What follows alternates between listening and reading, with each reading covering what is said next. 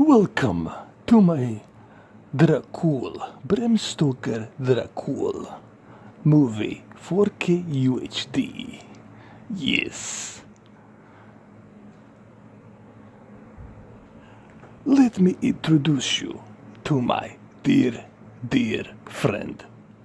Friend Count of Dracula, Mr. 4K Upscaler. He will walk you through it and tell you a little bit about this movie. That is my good old friend, Gary Oldman made it. Here, I'll let the Mr. 4K Upscaler take over. Hey, what's up, guys? That was my horrible impression of one and only Bram Stoker, Dracula. Thank you, Mr. Dracula, for introducing me. You are very welcome. Okay, so let's talk about this movie. Now, I don't know how many of you have seen this movie. Some of you probably that are in your late teen years, you probably haven't even been born yet to see this movie. Me, unfortunately, I watched this movie in early 90s, and it was excellent back then. It still is. It really was an excellent Dracula movie. Personally, in my opinion, it was one of the best that I've seen. And it really portrays this Romanian prince, Dracul, Vlad Tepes, Dracula, in a really accurate and mythical kind of a way as well. Because there's a lot of mystery behind Dracula and all of these, conspiracies against him and mysteries and stuff like that as to what he did. None of this stuff can be proven or disproven, so it's going to be one of those legends, that's going to live forever in Bran Castle in Transylvania. Now, let's continue with this. In case you guys are wondering how come I know a little bit about Romania and Transylvania, because I was born in that region in Balkans, so I pretty much they're like my neighbors. When I was born there, they were like my neighbors, so that's how I knew about that region in general. Now let's talk about this movie. I'm not here to give you a history lesson about Romania. Google it, you can learn it yourself. They were fighting against the Turkish Empire, Ottoman Empire. Anyway, so there's a couple of things I gotta say about the quality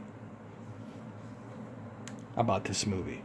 I have owned many different versions of this movie, and I really mean many different versions of this movie. There's certain things that you will never be able to get rid of. The grain, it's always going to be there. Same thing with the Blade Runner. That grain will always be there because the way a movie was shot with a certain film and cut with celluloid. So it's a certain way that it was filmed. Okay, there's just, you can't, and honestly, I don't want to get rid of that grain. That's what makes this movie look so good. It's because of that grain.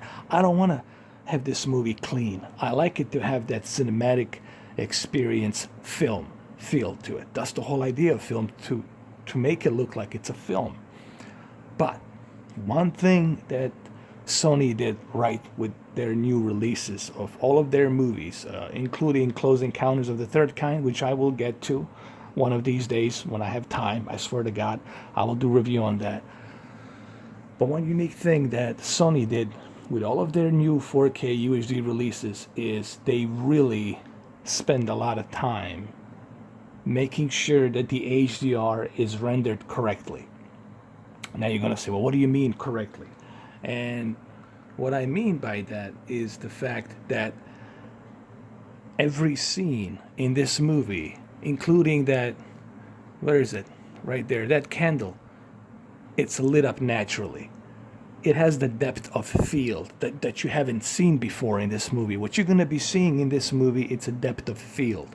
And the reason being is because of that HDR. There's certain scenes in this movie that just going to be popping three-dimensionally out of the screen because of that beautifully rendered HDR. Now, what I'm going to do here, I'm going to walk you through some of the scenes, and I'll talk about the HDR, point out certain things, and then I'm going to show you my type of calibration that I use for this movie. So let's get on with it, shall we? And here's the one example right here. It's Winona Ryder and Gary Oldman. Obviously, you guys know who they are. Here's the one particular scene that I want to show you. Here's a good example. Look in the background right here. The depth of field. You see where Anthony Hopkins is? And then look at these candles. And look how individually all those three candles are shining, reflecting that light onto a forehead of Sir Anthony Hopkins, and then on that shield. And that is what this HDR does on such an old movie. You gotta remember, this is an old movie. This is a movie that's what? 25 years. Is it 25 years? 25 years. I think 25th anniversary. It's 25 years. This is a 25-year-old movie. And for them to be able to render this HDR like this is truly a bonus. And Sony's doing a great job. I have to hand it to Sony. They're doing an excellent job with the HDR remasters. I can't wait to see their next HDR movie. Someone told me The Fifth Element got the same treatment and I should check it out. Same thing with The Professional, which I also need to get those two movies as well. I haven't got to the Starship Troopers yet. I will get to the Starship Troopers. And even here too, look at the example of HDR. Also keep in mind the way this movie was shot and how old it is and the grain that it has.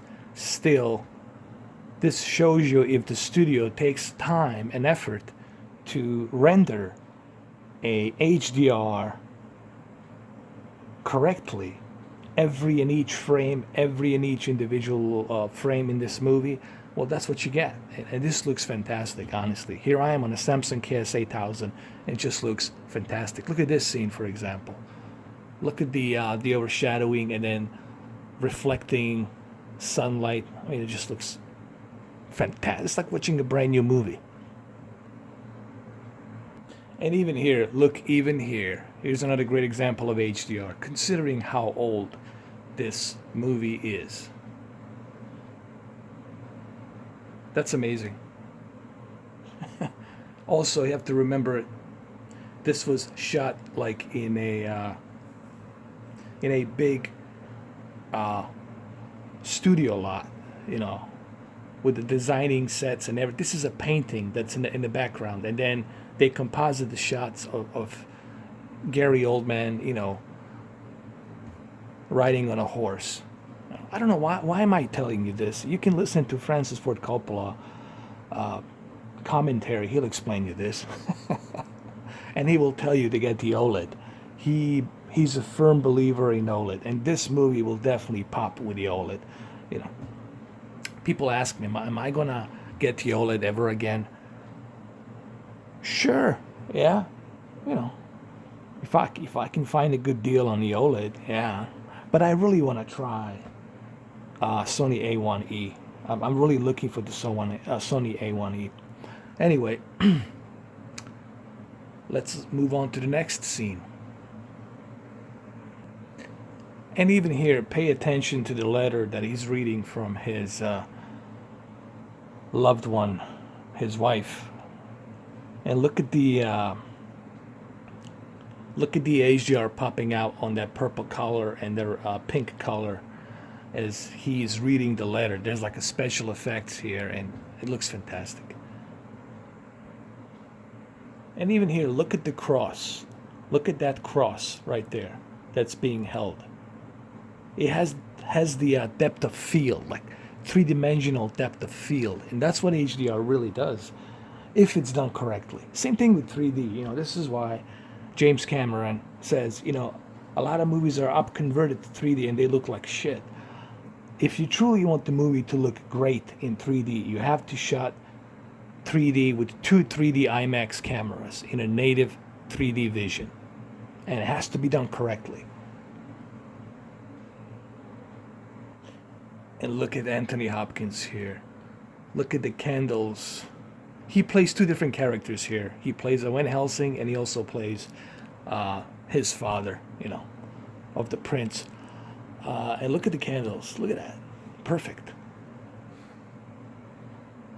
I mean, considering, I know I said this like already 3 times, but you have to consider how old this movie is and the effort they put to make it look really good. And it does look really good. Here I am on a Samsung KS8000, and it looks fantastic. Now imagine how fantastic this will look on your OLED.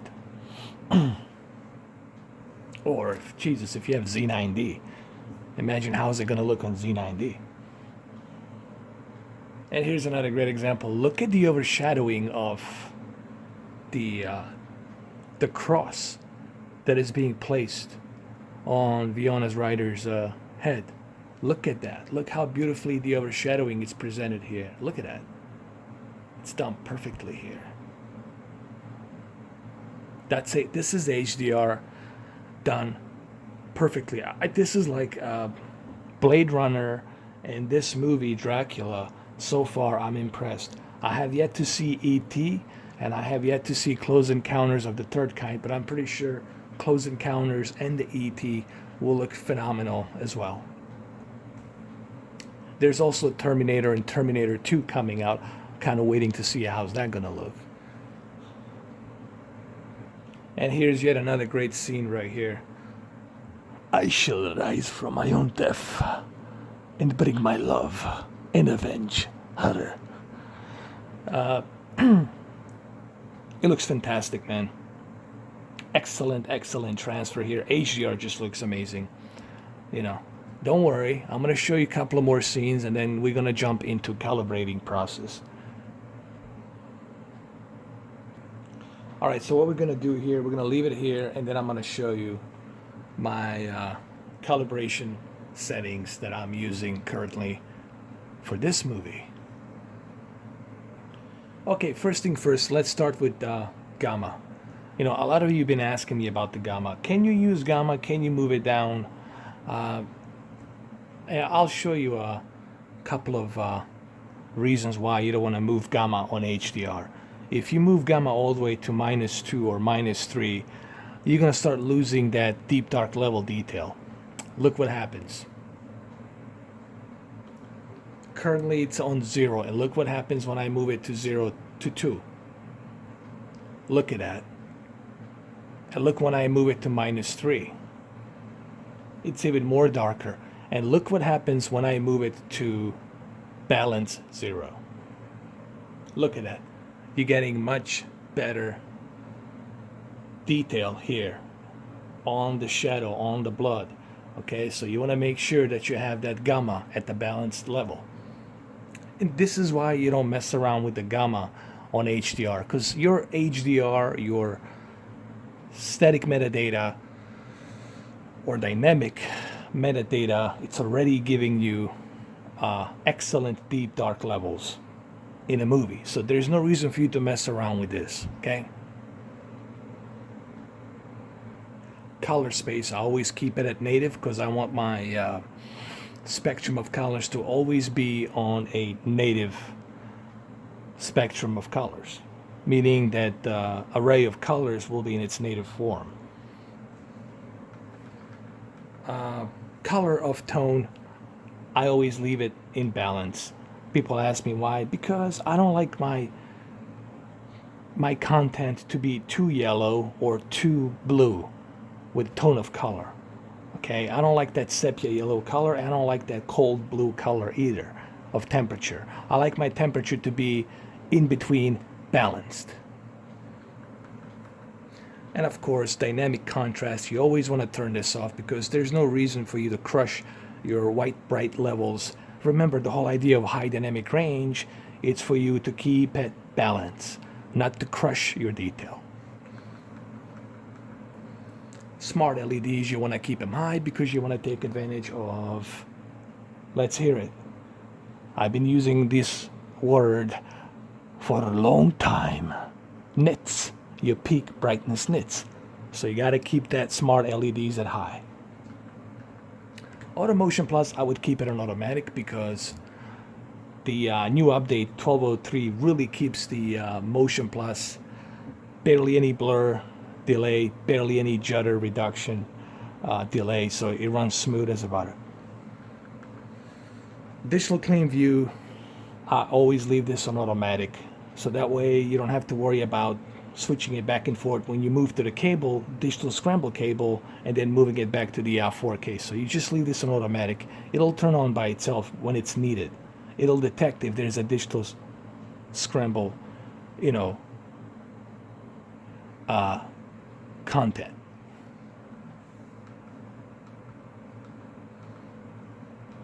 Color, I left it at 60. The reason being I left it at 60, I normally would leave it at 50, but the reason I left it at 60 because I want my HDR to pop a little bit in this movie. Because this movie, it is bleak, it is old, so I want my colors to pop a little bit. This is not that much. The balance threshold, it's 50. I just moved it 10 clicks up to 60, which is not that bad. Sharpness, you always want to keep your sharpness at 0, okay? When you're watching a native 4K high pixel ratio of density across the screen, you already have the detail, so you don't need to outline that detail anymore. Just leave it sharpness at 0. And remember here, contrast and backlit, it's always going to be like this. When the HDR is turned on, it's always going to be contrast maximum and backlit maximum. Doesn't matter what TV you have. This will always be like this, whether you got OLED, QLED, LED, full array local dimming, Z90, doesn't matter. It'll always going to be like this. So there you have it. So hopefully you guys are writing these things down and trying it out for yourself. So there you have it, guys. There you have it. This was my first look and first calibration for Bram Stoker Dracula. Yes. My guest will be accompanied to the room with my Dracula ladies, hostesses. They will take him to the bed. And you too shall have a sweet dreams. This is Dracula. Thank you for watching. Bye.